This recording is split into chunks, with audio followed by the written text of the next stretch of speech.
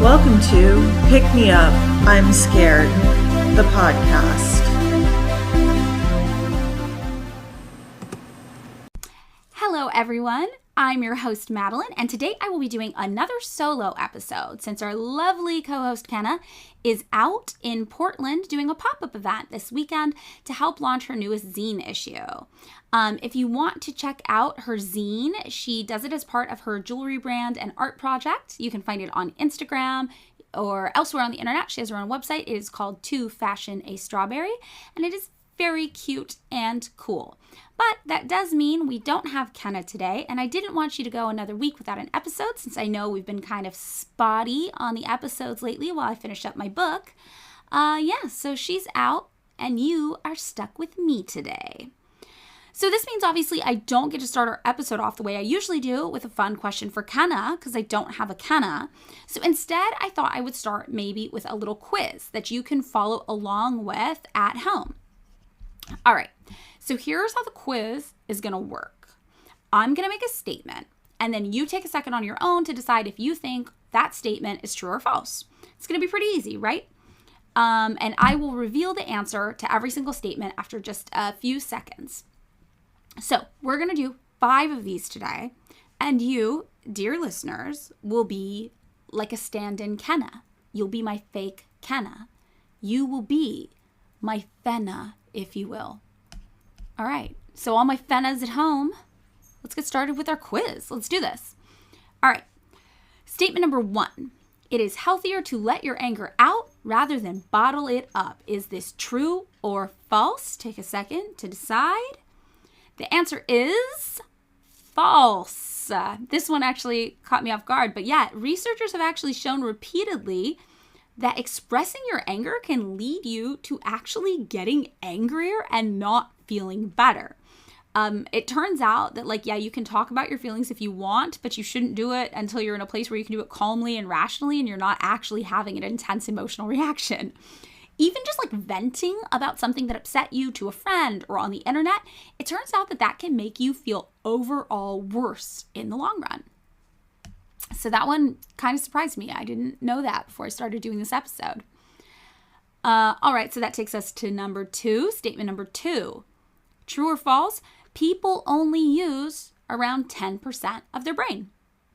Take a second. Do we think it's true? Do we think it's false?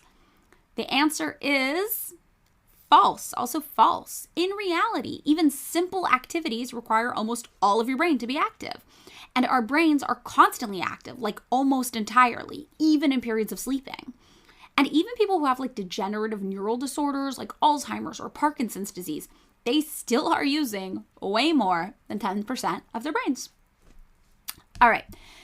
So next up, statement number 3. When it comes to dating, opposites attract. Is this true or false? This one's kind of a cheating one because you would know the answer to this if you listen to our episode on romance called Don't You Want Somebody to Love? But yeah, this one is, again, false. People are actually most attracted to people who are similar to them. And that's because we like to be around people who validate our worldview. It feels good to be understood. All right, number 4, statement 4. Some people are more right-brained and other people are more left-brained. True or false? This one actually was hard for me to understand because I don't think I understood until doing this episode that people literally think some people are using more of their left side of their brain versus more of their right side of the brain. But yeah, this one is also false.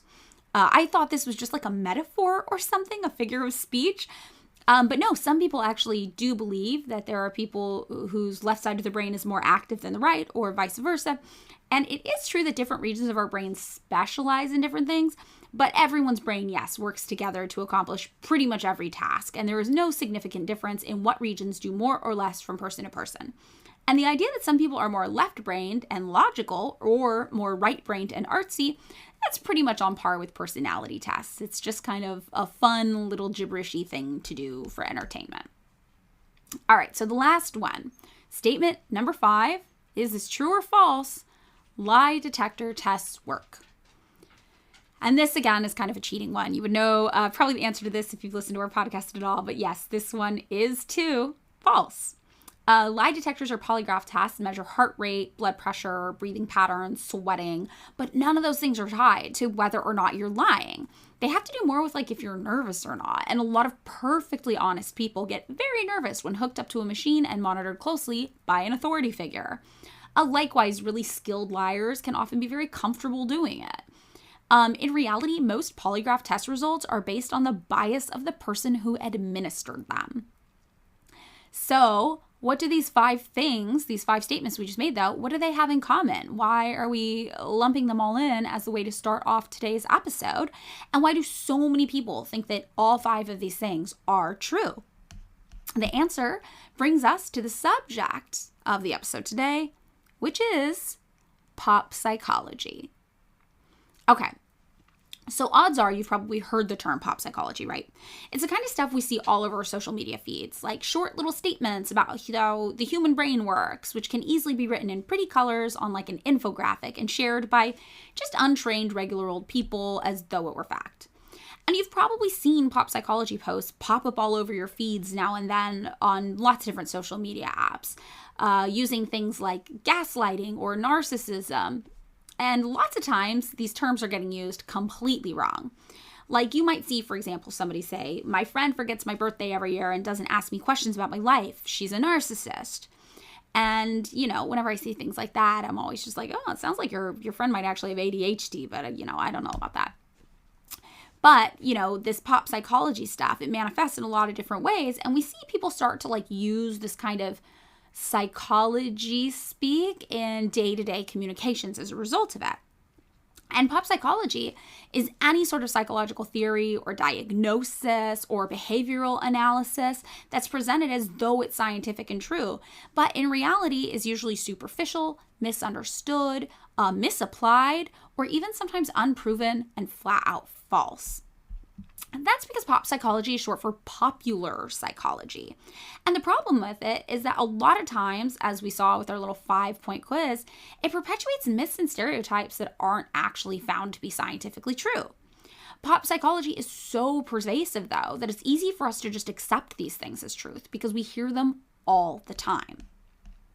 So what types of things are we likely to believe that it turns out are not actually true? Well, the 5 things we mentioned at the top of the episode in our little quiz, but lots of other stuff too, it turns out.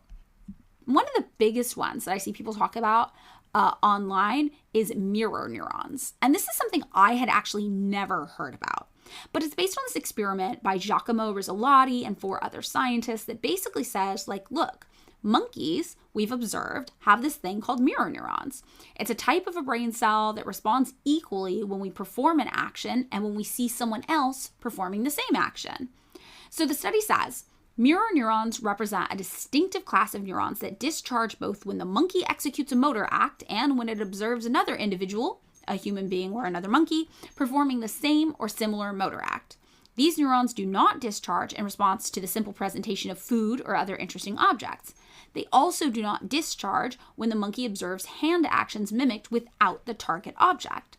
Thus, the effect of visual stimulus is the observation of a hand interacting with an object. So this is all pretty fancy speak, but basically what they're saying is hey, we noticed that if a monkey sees a person dial a telephone, it activates maybe the same part of the brain as if the monkey's dialing the telephone. I don't know why I chose a phone. That's just the first thing that came to mind. But I think a monkey on a telephone would be very cute. So I think we should run with that visual. Now, these mirror neurons were discovered in part of the monkey's premotor cortex, and then they were later found in other parts of the brain as well. And the idea of mirror neurons is that they have something to do with empathy, but also potentially language evolution, learning in general, and community building. So after this study came out, basically all of these self-help books jumped on board talking about mirror neurons and mirroring in general. They were telling people that the key to every success you could possibly think of socially, at work, with your friends, with peers, with dating, was to think about mirroring and mirror neurons. But as it turns out, this didn't really have much of a practical foundation in human beings at all. Some scientists don't even think mirror neurons are a distinct class of cells on their own. And most people agree that, yeah, they exist and they're there, but they're just one part of a broader, complex understanding of empathy. And focusing on them won't actually get you that far at all. So this is just like one example of a type of popular psychology myth that has become super pervasive in media. And when I say there are so many more, there are so many more.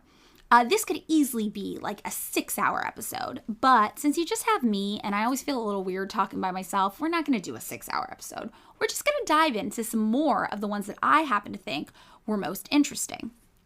So the second one we're going to talk about is one I had definitely heard of before, and you probably have too. It's called the marshmallow test. So the marshmallow test is about children and their ability to delay gratification. And it was originally developed by a Stanford psychologist named Walter Mischel in the 1960s. And as we go through these, you'll hear a lot of tests coming out of Stanford in the 60s and 70s. They were really at the forefront, I guess, of psychological research. But that doesn't necessarily mean all the studies they were doing were super well conducted. So basically, the marshmallow test is this. You take a kid and you put them in a room and you put a marshmallow in front of them and you say, look, you can eat this one marshmallow now and you get one marshmallow. Or you can wait 15 minutes till I come back and I'll bring you a second one. If you haven't eaten the first one, then you can have 2. And then you just leave this kid alone in a room and you see what happens. And this is supposed to predict the course of that child's entire life based on whether they just go for the one marshmallow or they wait to have 2. So they're like, yeah, well, like a good kid will go the 15 minutes waiting, good in air quotes here. And this will obviously symbolize that they're going to use logic in their life and have great impulse control. And even in the 90s, people were saying, yeah, the kids who waited for the second marshmallow, they're doing better on standardized tests. On the flip side, though, the kids with the no impulse control, the bad kids, air quotes, they would just eat the first marshmallow. And if your kid does that, according to the marshmallow test, they're pretty screwed for life. This is just the theory that they're working with anyway. And this test got super, super popular and was something that people talked about like a lot. And at a certain point, it just was taken to be true that the kids who ate the first marshmallow were in some way bad kids. And the kids who waited for the second were successful, smart, good kids. But when people started looking into this marshmallow test later, because it was so popular, they found the sample size was pretty small for this study. And all of the kids came from a predominantly affluent area. And what researchers ended up finding is that rich kids are better at delaying gratification and waiting for the second marshmallow. And some people theorize that maybe poor kids just couldn't be sure a second marshmallow would ever actually come, so they ate the one in front of them right then. But nobody's quite sure why. What we do know is that the marshmallow test more had a correlative factor with affluence. Rich kids are just more likely to do better in life in general, and they're also more likely to wait for the marshmallow. The marshmallow didn't actually test anything other than how rich those kids were. And the marshmallow test wasn't able to predict anything about people's lives on its own, not any more than you would see by just looking at how much money those kids' parents had in their bank account. When controlling for socioeconomic differences, the marshmallow test ended up having virtually no effect on anything whatsoever for kids' futures. We weren't able to predict anything. But that didn't stop the marshmallow test from being wildly popular for decades. And to this day, there are still people who think the marshmallow test is an excellent indicator of delayed gratification, which will determine a kid's entire future. So, still at Stanford, here we're talking about Stanford, the next one that is pretty interesting from a pop psychology standpoint is something we talk about kind of a lot on the podcast. It is the Stanford prison experiment. So, this is the social psychology study that took place at Stanford University in August of 1971, and it is so famous. Here, 24 young men were paid $15 a day to be randomly divided into equal numbers of prison guards and prisoners to serve in a fake mock prison built into the basement of a building at Stanford. And prisoners were actually arrested on campus by real police, then handed over to the experimenters in the fake prison built in the basement on campus. Then the prisoners would be humiliated and treated poorly by the experimenters for days. On the second day, the prisoners already had staged a rebellion because the treatment was so abysmal. And by the 4th day, 3 prisoners were so traumatized they had to be let go from the study early. The guards, for their part, had a variety of different reactions to this. According to popular lore, they became cruel and really leaned into their role as prison guards. But in reality, many just became super depressed and were resistant to take part in harming others at all. Now, the study was supposed to say something about the unspeakably cruel nature of humanity, and it was supposed to somehow prove that given power, people will always abuse it 100% of the time. But a lot of people realized that the experimenters were more active in setting up the abuse than anybody should have been in that role in a scientific environment. And that the ad they placed also seemed to attract people who were maybe a little predisposed to control and aggression. The BBC famously attempted to recreate this study, and they found that the Stanford prison experiment was really just, quote, a study of what happens when a powerful authority figure imposes tyranny. But the powerful authority figure that they referenced wasn't a guard. It was just the guy who conducted the study. So this whole idea that when people are put in positions of power, they will naturally exploit and harm others, that's something that persists in pop psychology today. And lots of people cite the Stanford prison experiment as being an example for this. However, we now know pretty categorically that this is not how human beings respond, and that human nature, whatever that means, definitely does not mean intrinsically harming others at every chance you get. The next one that I thought was super interesting is the idea of subliminal messaging, which is also sometimes called subliminal behavioral priming. This means, some sort of stimulus can influence somebody to act in a certain way at this subliminal subconscious level, meaning any one of us could potentially be manipulated at any time into doing something we didn't want to do, and we wouldn't even realize it. And a popular story that goes along with subliminal messaging has to do with advertising. So this story goes, in 1957, a New Jersey movie theater quickly flashed the words "drink Coca-Cola" and "eat popcorn" onto the screen, fast enough that nobody noticed it happened. But it still caused moviegoers to overrun the snack bar, buying Coke and popcorn like never before. The marketing researcher, James M. Vickery, reported a 37% increase in popcorn sales and an 18% increase in Coca-Cola sales from this subliminal advertisement. And throughout the 1960s and 70s, everyone pretty much just assumed this was real. The idea of subliminal messaging started to pick up steam in the advertising world, and in 1974, Wilson Bryan Key published the book Subliminal Seduction, filled with illustrations that he claimed demonstrated how advertisers were enticing consumers with covert sexual messaging. And I think a lot of us have probably seen one of the photos from this book at least, which is the outline of like a sexy woman's silhouette in a Coca-Cola bottle. That's a pretty popular one. And it's also worth noting that around this time, there was this kind of Manchurian candidate mania going on in the US. This idea that everybody was being brainwashed. And this was partially brought about when American soldiers defected to communist countries that they were supposed to be trained to hate. So rather than acknowledge that some American soldiers just kind of liked this whole communism thing and realized these places weren't as bad as they'd been told they were, and that maybe the soldiers on the other side weren't actually their enemy, people here in the United States concocted wild stories about how the boys that didn't come home had been brainwashed.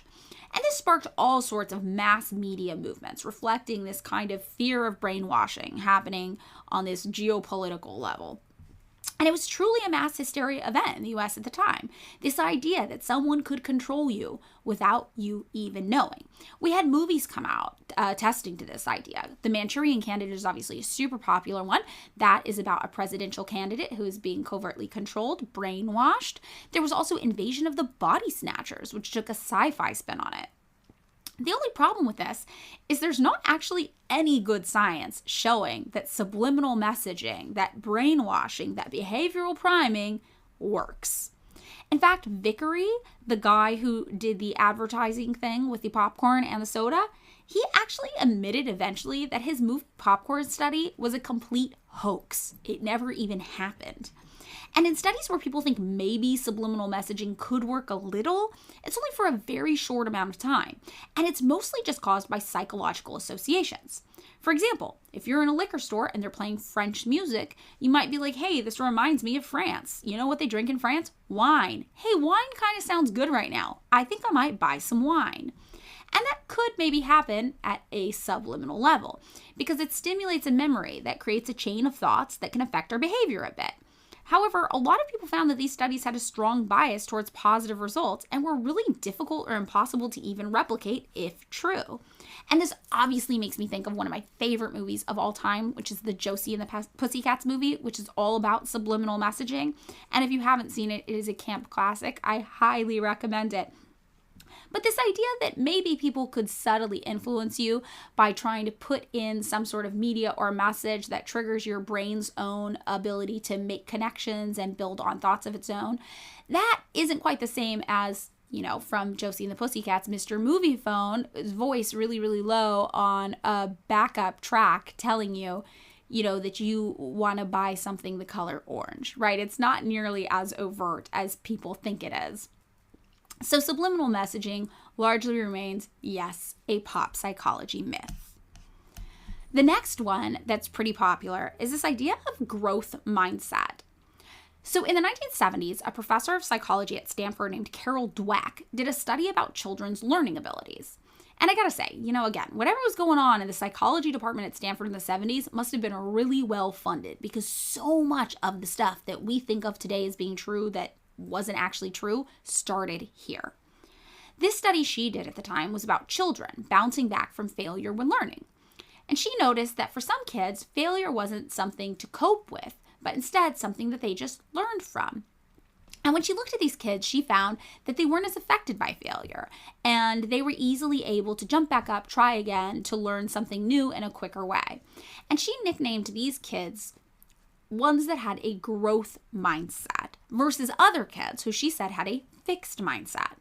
So Dweck basically said, look, a lot of people think that their level of talent or intelligence is somehow innate or predetermined, and that because of this, they're not going to develop or grow past that point. And people went wild with this idea of a growth versus fixed mindset. Everyone wanted to know if they had a growth mindset, if they had a fixed mindset, if they could change a fixed mindset to a growth mindset. It also started to get really popular in business culture. Companies wanted to know if they had a growth mindset versus a fixed mindset. And this blew up. So in 2016, Dweck actually said a lot of her ideas were distorted and widely misunderstood. She said, no, people don't actually have a growth mindset or a fixed mindset. And she said people can shift back and forth between the two, or be one in one realm and another in a totally different realm of their life simultaneously. She also said that business pop psychology culture really ran with this in a weird way, and that being growth-oriented isn't about just having a can-do attitude and thinking you can accomplish anything just because you put your mind to it. She said, look, sometimes people can't do things no matter how great their attitude is, and that is just normal. However, the growth mindset versus fixed mindset idea still persists today, set in stone for a lot of people as a pop psychology myth. Now, another one that's pretty interesting, but I had never heard of it, is something called the 3-to-1 happiness ratio, which is apparently pretty popular in pop psychology circles to this day. So Dr. Barbara Fredrickson basically wrote a book about positivity. And it said, look, if you have a positivity ratio of 3-to-1, meaning you are positive 3 times as often as you are negative or neutral, your life is going to flourish. But it's got to be 3-to-1. We did it mathematically. If it's 2-to-1, you might as well not even do it. At 3-to-1, it's a tipping point that makes your whole life better. So it's this idea, if you are just 3 times as positive as you are negative, your entire life is going to work out fine. And there's a self-assessment you can take on the website for the book, which is positivityratio.com. And yes, I took the test to determine my positivity ratio. And I got to tell you, while I was answering these questions, I was like, I'm pretty positive. I feel like I'm going to hit the 3-to-1. And when my results came out, it was 1.14-to-1. So apparently everything in my life is terrible and devastating, and I need to work on being 3 times as positive as I usually am. And this all stemmed from originally this wildly popular paper that she wrote with another psychologist named Marcial Losada, who used a mathematical technique drawn from a branch of physics called fluid dynamics to establish that positivity obeys the tipping point logic of a non-linear dynamic system. All her buzzwords. By the time the book came out in 2009, talking about all of this, it was this mass market success. However, other psychologists quickly debunked the myth in this book. They took a look at the mathematics that Losada had done, and they were like, this doesn't make sense at all. And Fredrickson had to explain that she didn't even understand Losada's math in the book in the first place. Fredrickson herself seems to acknowledge the book is pop psychology at best today, but still many people persist with this 3-to-1 positivity myth being somehow indicative of your status and success in the world. And another similar situation came about with this idea called grit in 2020. So this next pop psychology myth is this idea of the achievement equation, or grit. And in 2020, grit became something of a buzzword on the internet. Angela Duckworth wrote a book called Grit, The Power of Passion and Perseverance. And in this book, she said a person with high grit can outwork and eventually outperform someone with greater talent, because she theorizes effort counts twice as much as talent. And to talk about this, she says, we all know somebody who's just so talented, but they're never going to get it together to complete tasks or work through things. And similarly, we know people who maybe aren't as naturally talented, but will just persevere. They will be consistent. The issue with this kind of thinking, though, is the same issue that kind of goes back to a lot of these pop psychology things, including the 3-to-1 happiness ratio. It becomes a convenient excuse to blame people, regular people, maybe students or employees experiencing systemic setbacks like racism, sexism, or ableism in academic and professional environments. It's a repackage of that old Republican bootstrap idea that if you just worked harder, everything would be fine. And this is the issue with a lot of this pop psychology. It easily blends into a category of self-help, but packaged in this glossy faux scientific way that seems to give it false legitimacy. And when you look just beneath the surface, you see that it's just a lot of bad fake science telling you that the problem isn't the unjust society, the problem is you. And it's so interesting because a lot of this uses progressive language and progressive ideals. But when we really break it down, we see that it's a very conservative ideology. It's a very conservative mindset that leans into this idea that you are your number one enemy, that anything bad that happens to you in life can be changed with you altering your mindset or your actions. And it really takes a lot of accountability off of society on the whole and puts it on your shoulders, which is obviously something that we know doesn't reflect the reality of how power structures exist in the world.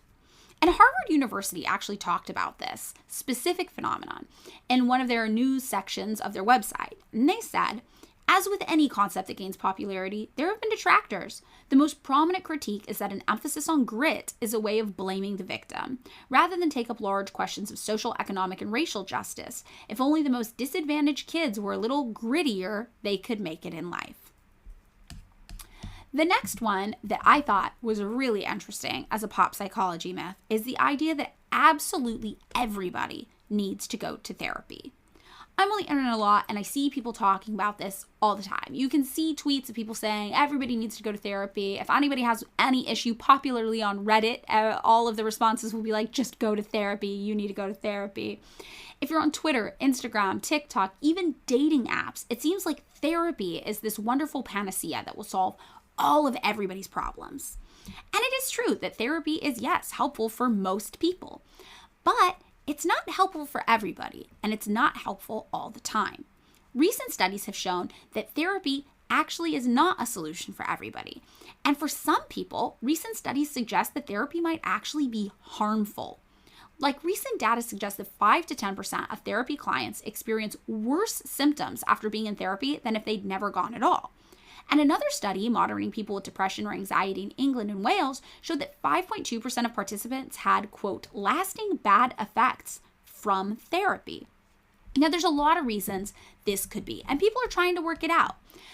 Interestingly, the results show that people from marginalized communities are more likely to have bad experiences in therapy, which means there's probably something happening with the interaction of privilege dynamics and oppression and systemic issues like racism, homophobia, transphobia, etc., in between the therapist and the patient. Like something might be happening there where the therapist is failing to meet the patient on the level they need, and maybe even recreating systems of oppression and power within the therapy practice without realizing it. And that's something a lot of people are looking into. There's also this idea of like the toxic therapist who actively makes situations worse for their patients. And you can see all sorts of stories popping up about this. Women being sexually harassed and propositioned by their therapists, taken advantage of by them. You also see queer people dealing with transphobic or homophobic therapists who give them bad, unhealthy advice that leads to sometimes thoughts of self-harm. You see that this dynamic actually gives the therapist a lot of power in an individual person's life, which is great if the therapist is doing their job well and is helpful, but can be catastrophic if there's not a lot of accountability and oversight, if the patient doesn't have a lot of previous experience with therapy, and if going through it exacerbates the issues that maybe they were coming to therapy hoping to talk about in the first place. Now, of course, this still means that studies are showing therapy has a 90 to 95% neutral or positive success rate, which is pretty freaking outstanding. However, the fact that for 5 to 10% of people, therapy is not the solution and potentially even more of a problem means we need to apply more nuance to how we handle the idea of therapy in general. And maybe be a little more conscious of that when we're telling everybody that the best thing in life they can do is just go to a therapist who will fix all of their problems. Especially if we're telling this to people who are dealing with being marginalized in some capacity in society. And we know that very often therapists can represent the very power structures that people are struggling to deal with that are leading to the feelings and thoughts that might guide them to seek therapy in the first place. Along the subject of being in therapy and things that happen in therapy, another really big pop psychology thing is the idea of a repressed memory. And I have to admit, I had no idea that the idea of repressed memories was as pop psychology as it is. Obviously, I knew a lot about the idea of repressed memories dealing back like with the satanic panic of the 80s when kids were being led and guided by prominent leaders to reconstruct false memories of being involved in satanic rituals that never happened. Repressed memories was a major part of the satanic panic of the 80s. However, I didn't realize that repressed memories are actually super, super rare, and some people don't even think they exist at all. One study found that 58% of clinical psychologists and 94% of regular people actually still believe that repressed memories are a common occurrence. But the commonality of repressed memories has been largely debunked by science since the 1990s. While memories can be, not accurately remembered or pushed away, it's not a really common thing. And furthermore, lots of psychologists have gone on to say that supposedly repressed memories unlocked in therapy sessions are usually just false memories that have been implanted there, much like the satanic panic of the 80s saw. Psychologists today are also additionally apparently concerned that dissociative amnesia is a diagnosis that has just replaced the idea of repressed memories. And dissociative amnesia is currently mentioned in the DSM-5, which is the diagnostic manual used in psychology, while repressed memories are not. Another one that comes along with all of this is this idea I had never heard of, but I thought was pretty interesting. It's this idea of power posing. So in 2010, a study emerged saying people who adopted what they called an expansive physical pose. I had to look this up, and this power pose they're talking about, the expansive physical pose, it's like a Wonder Woman style pose from what I can tell, with your legs spread wide and your hands on your hips.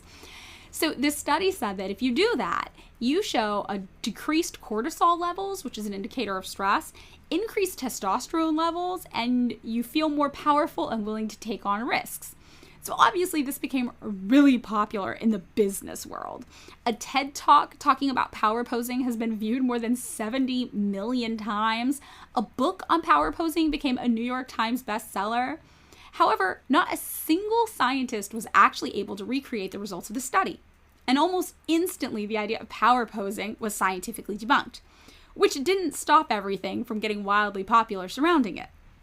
Marcus Crede, an associate professor of psychology at Iowa State, says there has literally never been a study that compared a power pose to a normal pose and found any positive effect for a power pose.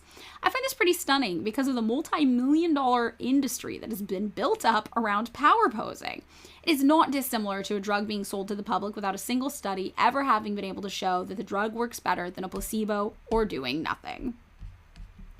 On the subject of all of these kind of pop psychology books that go big, the next one is something that I grew up hearing a lot about in the 90s, which is this idea that men are from Mars and women are from Venus. Obviously, it's a very gender binary book, and the thinking is super old school and outdated in it and just blatantly sexist. But this ties into this pop psychology idea that men and women communicate differently. And this is an idea we still see people talking about today, especially on like right-wing kind of men's rights podcasts. You'll hear a lot of people talking about that. Well, men just do it this way. Men just talk this way. And women just talk like that. And that's why we don't get each other. But, you know, these ideas that men just don't talk that much or aren't as communicative or aren't capable of being empathetic, for example, there's no truth to this whatsoever. The truth is that women and men communicate really similarly. And, spoiler alert, we just happen to exist in a patriarchy. So these ideas that men don't know how to express their feelings, they can actually sometimes become a toxic self-fulfilling prophecy at a micro level, rather than some sort of systemic natural truth. And there are all sorts of myths that exist within this idea of men and women communicating differently. For example, there's a myth that women talk more than men. In reality, a review of 56 research studies by Deborah James and Janice Drakic found that 34 reported that men actually talk more than women, and women talked more than men in only 2 studies. A more recent University of Arizona study that was posted in the journal Science reported that both genders spoke almost the exact same number of words daily, which is around 16,000. However, as we know and we've seen in other studies, there tends to be this like bias that occurs. Lots of men, when in a room that's 30% women, for example, will say that the room was half women or more than half women. And we know that there is, just because of the nature of the patriarchy, this bias in how much we perceive women to be talking. Basically, we think women are talking a lot more than they are because we're so used to men being the most dominant voice in any room. Another myth that falls in line with the communication styles of men and women is this idea that women seek to connect with other people, but men use language with the intention of accomplishing things. And studies by researchers Kathy O'Leary and Pamela Fishman indicate that genders may differ in patterns because they're engaged in different activities or are playing different conversational roles, but these differences don't necessarily appear when men and women are doing the same things or playing the same roles. So no, there's no intrinsic difference in the motivations for why men and women speak. It just depends on what tasks they're doing in the moment. Another myth that comes along with this like men are from Mars, women are from Venus thing is the idea that men are just more direct and not as polite in communicating in general. But you know, a meta-analysis showed that there's only a small effect size favoring men when it came to conversational interruption and assertive speech. There's actually more variation in communication within each gender than there is when you compare any differences between men and women directly. And Irina McGeorge, who's an assistant professor of communication at Purdue University, back in 2004 studied this and said, the Mars-Venus concept is not only wrong, but harmful. For the most part, men and women use and strongly prefer the same ways of comforting others, listening, sympathizing, and giving thoughtful advice. Yet books like John Gray's Men Are From Mars and Women Are From Venus and Deborah Tannen's You Just Don't Understand tell men that being masculine means dismissing feelings and downplaying problems. That isn't what most men do, and it isn't good for either man or women. She goes on to say, overall, both men and women disliked stereotypical masculine comforting that dismissed or made light of their problems and preferred stereotypically feminine comforting that validated their feelings and perspectives. According to the Mars-Venus myth, men should have preferred the tough love, but in fact, they also value empathy and warmth. The next one is actually pretty big. The next one is attachment theory. Psychoanalyst John Bowlby first proposed attachment theory in 1958 after looking at animal research that attributed most distress to absent mothers in the first year of life. Then, this theory was later applied to humans, hypothesizing that if an infant successfully bonds with their primary caregivers, they'll be able to have a largely secure, emotionally stable relationship throughout their life with everybody they encounter. And by extension, they'll have this superior mental and emotional health and well-being. And most importantly, if they're not able to connect or bond early on like that, they would instead be doomed to a life of instability and much needed therapy. Now, right away, everybody working professionally in psychology saw that this actually didn't have much scientific basis. There were some shallow suppositions. There was a lot of confirmation bias going on. John Bowlby also included his own personal childhood trauma in there as like evidence. People knew this was not really solid science. But this idea got really popular in the United States because it essentially told parents what they wanted to hear. If a mother is loving and affectionate enough and consistent in the first year or two of a baby's life, their kid's going to be happy and successful forever. And also, this came out at a time when some women were looking to get into the workforce more. So it also became a way to tell women like, hey, you better stay at home in the kitchen where you belong, because if you're not there for your babies, they're going to become evil, cold, calloused monsters who cry every time you leave the room. By the 1980s, though, scientists were showing that actually sometimes babies just cry because they're irritated, not because they're insecurely attached and their mothers failed them. And scientists were seeing that lots of other people who were, quote, securely attached babies still struggled with anxiety and depression later in life. Still, though, attachment theory remains super well-liked with pop psychology fans, and it persists today, despite the fact that the biggest predictor of a child's life is just economic class. Yeah, it turns out poverty is what's really bad for kids. And if you have an example, for example, a poor single mom who has to work to support you, you might not get the level of attention that a stay-at-home mom in a 2-parent household with a 6-figure income could provide. That's like always the answer in the end. It's always just capitalism. It's this idea that when you exist in poverty, your life is a lot harder and you struggle more. But despite that all, attachment theory persists today. And I've actually had multiple people comment online that my unique approach to dating, which I actually don't think is that unique at all, but whatever, is because, I have an anxious attachment style. People love to play armchair psychologist with me. And I think the most unique thing about me is that I don't get jealous at all with dating. Like, I've never experienced that emotion. And people find this so hard to believe, and they always want to say, it's because of this, it's because of this, it's because in some way I'm broken, rather than just this idea that maybe just everybody's a little different, and that's okay. And sometimes they like to hurl this anxious attachment style thing at me as like an insult or a dig, like, oh, well, you must have an anxious attachment style. And when that happens, I actually take delight in telling them, that I took that little online test that tells you your attachment style, and it said my attachment style was secure. So, if your precious attachment theory is correct, that means I'm the normal one, and maybe you guys are all just weird. I love saying that. That's like my favorite thing. But there are all these other popular ideas that people think are true, but ended up just being pop psychology drivel in the end, not backed up by science. And it's a lot of stuff I would not have expected, like having a midlife crisis. Actually, no scientific evidence that shows that people do that. The efficacy of group brainstorming sessions. Evidence actually shows that you're more productive and more creative working on your own most of the time. The effectiveness of playing hard to get in romantic situations. All science shows that actually is a relationship killer right away. The idea that babies somehow get smarter because they listen to classical music or Mozart, absolutely no evidence to suggest that's the case. The accuracy of criminal profiling, like at a cop level, doesn't actually do much. Also, the idea that alcoholics will only thrive in an abstinence-only scenario, kind of the basis for AA thinking. Science actually shows that what works for everybody is a little different, and some alcoholics are able to enjoy a moderate drinking without it being a threat to their overall well-being. Also, the idea that your dreams have meaning about your subconscious thoughts or your life. There's absolutely no scientific evidence to suggest that your dreams have any substantial meaning whatsoever. And even the 5 stages of grief. And the truth is, most of us fall for at least a few of these, I think, from time to time, even the most cynical and skeptical among us. One pop psychology myth that I fell for in the past was the idea of learning styles. I grew up thinking, for example, that people were predominantly visual, auditory, or kinesthetic, aka tactile learners. And because of that, different educational methods will work better for different types of people. And according to a 2019 American Psychological Association report, this is actually a pretty commonly held belief. In 2 online experiments with 668 participants, more than 90% of them believe that people learn better if they are taught in their predominant learning style, whether that's visual, auditory, or tactile. Now, some of these people were more essentialist, meaning they thought these designations were really rigid. And I would have at least fallen into the non-essentialist group with my thinking, which is good.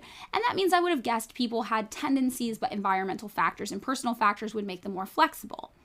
It turns out, though, that according to the journal Anatomical Sciences Education, students in one study did not actually learn better when utilizing their supposed learning style at all. And tailoring education methods to fit a student's supposed learning style didn't result in any increase on their test scores or any measurable changes to their academic performance. So even students who say, for example, I learned better with pictures, weren't actually learning better with pictures. This led a University of Virginia psychologist, Daniel Willingham, to say there's evidence that people do try to treat tasks in accordance with what they believe to be their learning style, but it doesn't help them. So this idea of learning styles spread through pop culture in the 80s and 90s when I was a kid, and it was just kind of accepted as truth by average people, myself included. And this is a problem because some studies have shown that believing in learning styles hinders our ability to properly educate children, which is kind of the whole issue with pop psychology on the whole. While science knows some things aren't real, the general public hasn't caught up, and instead we perpetuate bad information amongst ourselves, often not even realizing that we're doing it, and it contributes to these urban legends and myths in the field of psychology today. And while average people might unwittingly play into this, there are also some people who intentionally and earnestly seek to mislead others with bad information in order to elevate their status, either culturally or financially or both.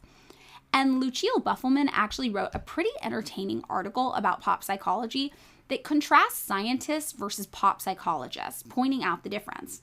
And some of the things he noticed were pretty interesting. He says, for example, a scientist will tell you that science is a set of principles to test theories and analyze phenomena. A pop psychologist will say, science is that thing I mentioned to increase my power and authority.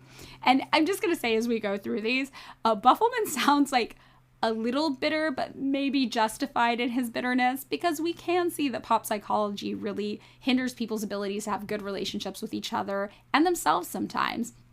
But he does get a bit petty in here in a way that makes the article at least amusing. He also says that when it comes to the use of science, a scientist will say, through science, we better understand the world. With psychology, we better understand people. That knowledge can potentially help us advance ourselves and our societies. But a pop psychologist would say, through science, I advance myself and my own status and/or bank account. There's also the subject of ego versus science. And a scientist, according to Buffelman, would say, as a set of rules and processes, science is agnostic to the scientist. But a pop psychologist would say, I am bigger than science. Next up, when it comes to studies versus theories, a scientist might say single studies, especially when low-powered, suffer from biases and statistical imperfections. If one swallow doesn't signal spring, many studies are needed to prop a larger theory. Whereas a pop psychologist might say, one study is all I need to make big claims and generalizations.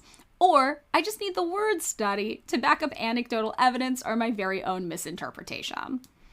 Next, when it comes to sharing science, he says a scientist might say that I'm going to share assumption, methodology, and sample size, share the final data, conflicts of interest, limitations, and suggestions for future research.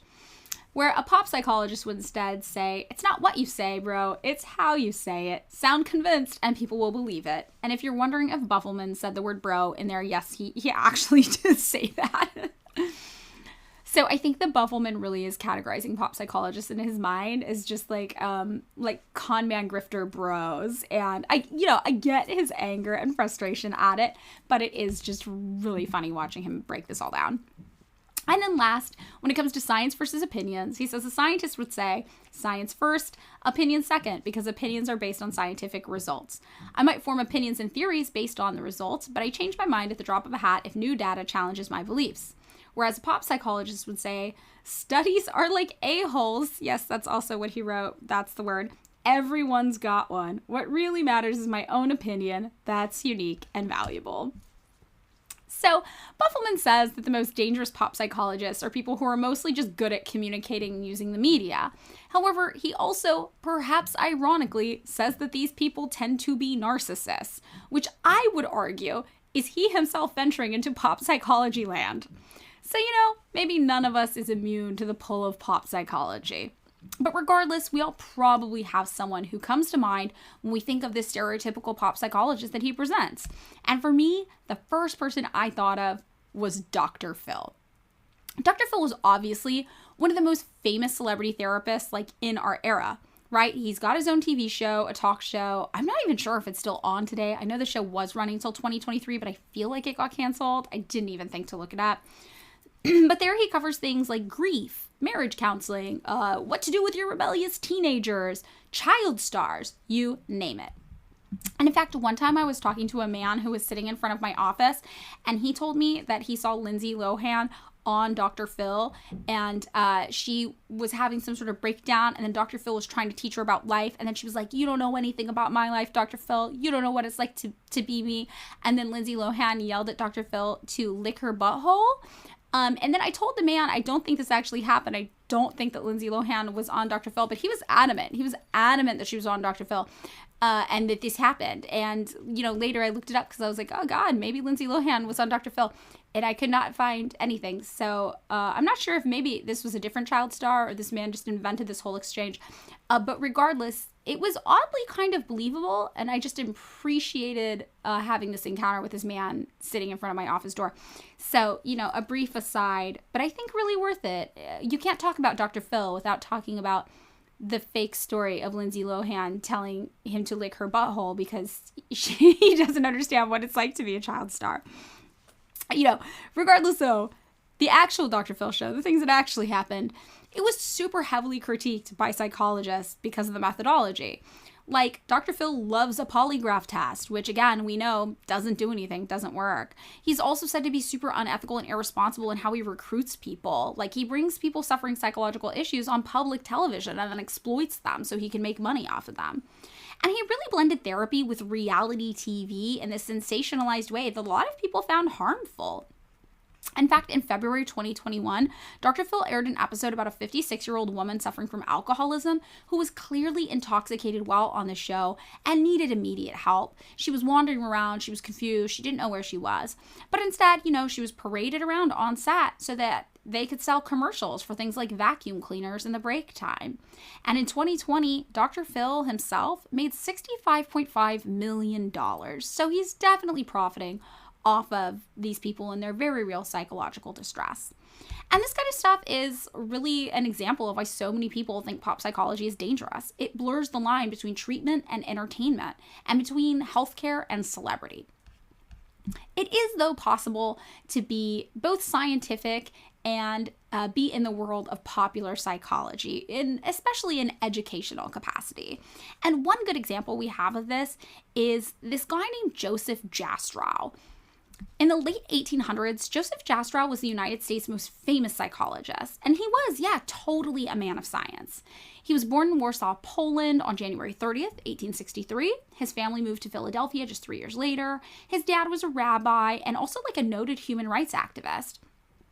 For his part, Joseph Jastrow was later described by a peer as a godless Darwinian, so I don't think he followed in his father's footsteps, but he was definitely, to that extent that sometimes asshole men are, really, really, really into science. So he himself graduated from the University of Pennsylvania in 1882 when he was just 19, and then he went on to go to graduate school at Johns Hopkins to study psychology. After he graduated, he helped found the Wisconsin Psychology Department. His first major job was at the Wisconsin Psychology Department, and he had this very legitimate background in psychology. But he also later in life became passionate about sharing psychology with the masses. He's actually most famous for that duck and bunny illustration that I think lots of us have seen, where if you look at it one way, it looks like a rabbit with its ears back, and if you look at it the other way, the rabbit's ears look like the bill of a duck, and it looks like a duck's head. And he used this duck-rabbit art to make a point that perception is not just a product of what the stimulus is. It's also about your mental activity that we see both with our mind and our eye. Jastrow, though, in doing all of this and trying to make psychology accessible to the masses, still tried to uphold the science of psychology. In fact, when Mark Twain wrote a piece complimenting psychologists for their work in the field of the paranormal, Jastrow lost it and started a public fight, telling Mark Twain that the paranormal had no place in science and that it was insulting that he had implied otherwise. Jastrow himself actually hated mediums and thought they were amoral grifters who preyed on the grief-stricken and was really vocal about this. He also in 1892 organized the psychology exhibit at the Columbia Exposition, and he created a bunch of famous laboratory experiments so everyday people could see them and try to understand how science worked. Then from 1935 to 1938, Jastrow later in his life hosted a radio show from the NBC studios in New York, where he talked about psychology in a way that both honored the science while attempting to make it something that the masses could easily understand. In his life, he even published a book called The Betrayal of Intelligence, where he said, "Be critical of what you accept, critical of whom you follow as authority." So today, obviously, you can open up any social media app, like I said, and see people sharing pop psychology tips, some of which seem harmless, but some of which could potentially be dangerous and harmful. We see media become a machine distilling psychology into sensationalized bite-sized pieces of urban myth for entertainment, from TED Talks to self-help books to tweets. And it is a huge industry that people can profit a lot off of. But like Joseph Jastrow said, we have to be critical of absolutely everything that we accept and who we are listening to. And I think about this a lot. Every time I'm on the internet and I see a post that says something like 10 signs a narcissist gaslit you in a codependent dysfunctional relationship and now you've trauma bonded. When you see these things, you have to take a second to ask yourself, what do these buzzwords actually mean? Is this person using these terms correctly? And even if they are, is this really who I should be going to for this information? And maybe it's also good for us to remember that not every experience needs to be pathologized in order for it to be valid. Maybe you weren't gaslit by a narcissist. Maybe sometimes someone's just an asshole to you, and you're allowed to be mad about that. So that's it. That is our episode this week on pop psychology. Sorry, it's a little one. Again, it was only me while Kenna was gone, but I didn't want to leave you without content for another week. If you're looking for more content that maybe includes Kenna as well, you can always check out our Patreon. We have a back catalog of episodes there. It is just $2 per month. And I think we'll be uploading more content throughout the rest of the month there as well. We are currently running a book club over there. We have done 2 episodes of the book club. We're doing the book Against the Written Word by Ian Sononius, if that interests you, to follow along with us. And good news, as I work on my book, there are some things that the editor is having me cut out that I think that I can share on our Patreon as well that might be useful to some of you. In particular, I know people were really excited about our bonus episode on budgeting. And along with that, I have some concrete data about my 2-week financial meal plans that I do on a budget, which might be helpful for people as well. So hopefully look forward to that popping up in the next 30 days or so on our Patreon, which is patreon.com/pickmeupimscared. With that, also thank you for bearing with me while I do the solo episodes. You know, they make me super uncomfortable and I feel so awkward talking all by myself and monologuing at you. But hopefully you found the info about pop psychology as interesting as I did. And yeah, hopefully Kenna will be back next week and all will return to normal. Thanks so much for listening to another episode of Pick Me Up, I'm Scared. If you would like to join us on Patreon, you can find us at patreon.com/pickmeupimscared. And like always, all of our sources will be in the show description if you just scroll down a bit. Our Patreon is currently starting at $2 per month, but if that's too much money for you, we totally get it, and we're just happy you're here.